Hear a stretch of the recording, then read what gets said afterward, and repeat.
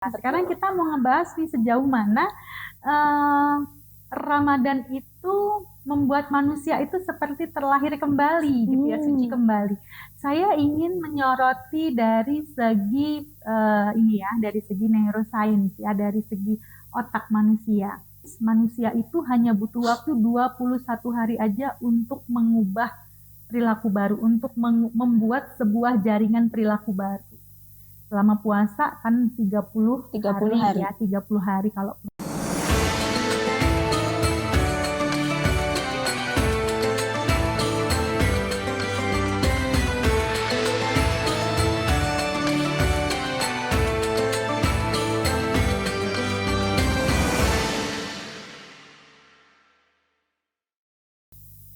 Assalamualaikum warahmatullahi wabarakatuh. Selamat datang di Wonderful Ramadan bersama saya Aulia dalam segmen spesial bersama Ibu Mahalia Putih.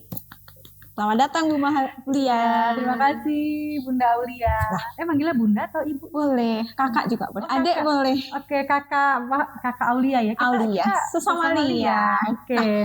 Bu Lia ini merupakan konsultan psikologi di SMA Diah Parakan. Nah, Bu Lia, hari ini kita topiknya adalah hikmah Ramadan. Hikmah Ramadan. Tapi dari segi psikologis.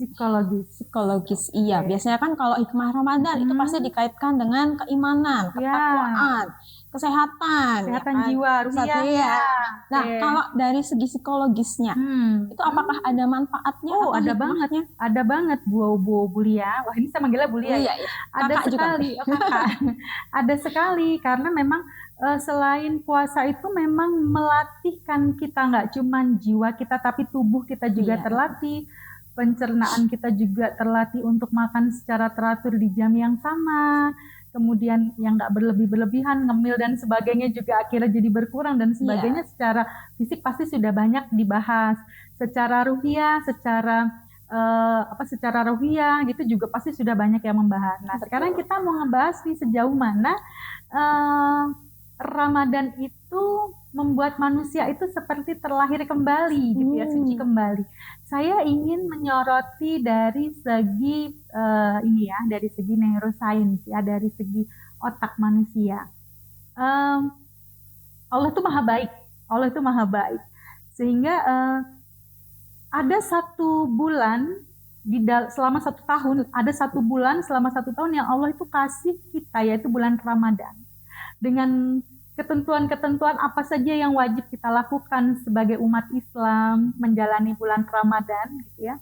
Nah, ini di dalam Ramadan ini ada satu otak manusia yang dia mengalami recovery atau dia mengalami recovery atau perbaikan gitu di restart ulang, yaitu prefrontal cortex. Apa itu prefrontal cortex? Kita sering menyebutnya secara singkat tuh PFC, prefrontal cortex. Dan saya yakin mungkin banyak dari orang tua yang sudah sering baca tentang otak satu ini ya. Ini adalah satu-satunya otak manusia yang Allah hanya berikan kepada manusia. Otak manusia ya, yang Allah berikan hanya kepada manusia. Yang hewan itu tidak memiliki. Kalau otak-otak lainnya, bagian otak lainnya mungkin manusia punya, hewan juga punya. Tapi khusus buat PFC atau prefrontal cortex itu hanya manusia yang punya, dan ini menjadi fungsi luhur manusia yang menjadikan manusia berbeda dengan hewan, yang menjadikan manusia perilakunya tidak seperti hewan gitu ya. Yang menjadikan pembeda, namanya fungsi luhur gitu fungsi luhur manusia. Yang apa aja sih fungsi dari PFC? Fungsi dari PFC itu tujuannya ada PFC adalah manusia bisa mengatur emosi, mengatur keinginan sesaat, menahan nafsu, menjaga memori, bisa mengambil keputusan dengan bijak, kemudian juga berhubungan dengan masalah kognisi. Nah, kita membahas masalah emosinya nih, bagaimana dia mengelola emosi, menahan nafsu dan sebagainya. Selama 1 tahun tentunya PFC ini tidak akan baik-baik saja dong. Pasti akan tergerus karena kondisi, karena peristiwa demi peristiwa. Nah, sangat mungkin si PFC ini mengalami kerusakan, dan PFC itu kalau sudah mengalami kerusakan itu mengerikan sekali perilaku manusia. Maka Allah berikan Ramadan ini untuk memperbaiki PFC dengan apa? Banyak menahan diri, menahan emosi, segala macam nafsu itu ditahan oleh manusia, memang harus ya, mau nggak mau kita yang hobi ngemil, hobi makan, kita nahan, nggak mungkin kita makan ya, kita harus tahan, mau laparnya gimana pun, mau hausnya kayak gimana pun pasti kita tahan gitu ya. Nggak cuma makan aja, kita juga yang biasa, misalnya ada nih orang yang temperamen, yang dia hobi marah-marah sama anak, bukan hobi sih sebenarnya, ke bawah gampang suasana banget terdistrak emosinya, gampang nggak terganggu emosinya, sehingga dia mudah sekali meluapkan emosinya secara otomatis, karena ada aturan-aturan yang baku bahwa dalam Ramadan ini kita nggak boleh marah karena nanti akan mengurangi pahala puasa. Otomatis ditahan dong. Ditahan. Ada self control. Iya, ada self control. Astagfirullahaladzim, aku lagi puasa nih. Jadi dia nggak ditahan dulu emosinya, marahnya ditahan dulu. Nanti habis maghrib baru boleh marah-marah gitu kan. Nah seperti itu, ditahan emosinya, ditahan nafsu-nafsu yang lainnya itu ditahan dan sebagainya. Dan ini terjadi dan ini dilakukan selama 1 bulan. Padahal kalau kita belajar tentang neuroscience, manusia itu hanya butuh waktu 21 hari aja untuk mengubah perilaku baru, untuk membuat sebuah jaringan perilaku baru. Selama puasa kan 30 hari ya, 30 hari. Kalau perempuan mungkin dikurangi berhalangan gitu ya. Nah, sehingga apa yang terjadi? Kita terbiasa menahan ini, itu terjadi recovery pada otak yang berhubungan, yang tadi saya katakan si prefrontal cortex ini ya, si PFC ini, dia mengalami perbaikan.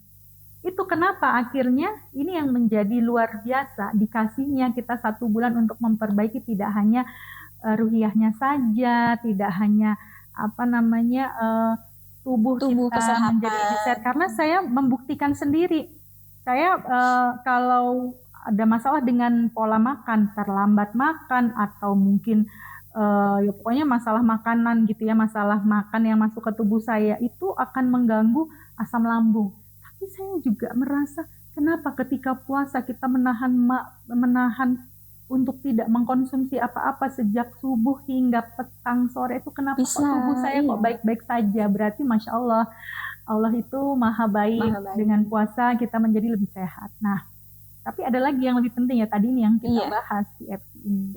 Nah, saya tadi juga membaca sebuah artikel bahwa puasa itu juga bisa mengurangi gejala depresi dan juga kecemasan. Itu apakah betul? Ya, kalau saya sih logikanya nih ya kakak ya.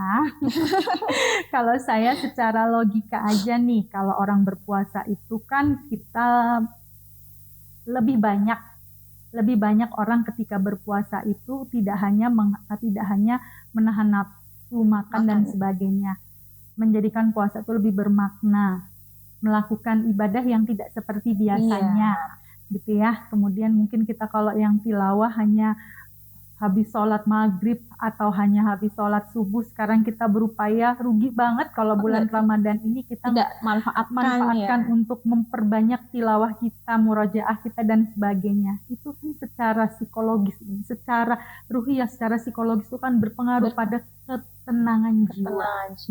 Sehingga kita jadi lebih tenang, kita jadi lebih lebih sabar. Jadi manfaat puasa ini Masya Allah, saya nggak bisa membayangkan jika tidak ada momen Ramadan dalam 1 tahun ya, tidak ada recovery sama sekali. Tubuhnya jadi harus gerak, terus tidak ada istirahatnya ya. Nah, berarti tadi manfaatnya banyak sekali. Masya Allah. Saya jadi merasa bersyukur ya, Allah memberikan kita iman Islam ya. Iya. Karena tidak semua manusia di muka bumi ini diberikan iman Islam. Betul. Oleh Allah Subhanahu Wa Taala ya. Betul. Ya kan? Iya. Kita tahu manusia sejak di dalam kandungan itu kan imannya iman Islam.